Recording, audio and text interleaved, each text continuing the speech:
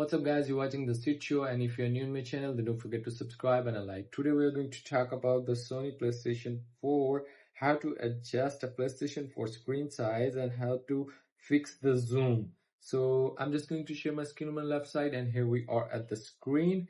Here we go to settings and then accessibilities and go to the zoom.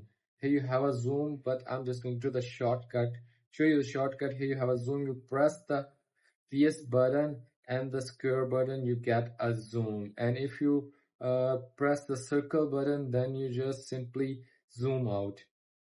So that's how that simply you can zoom in and zoom out. Sometimes you didn't know and you mistakenly zoom in and you are not able to do zoom out. So simply that's how you can zoom out. And if you're new in my channel then don't forget to subscribe and a like. And if you want to ask me a question then leave a comment in the comment box.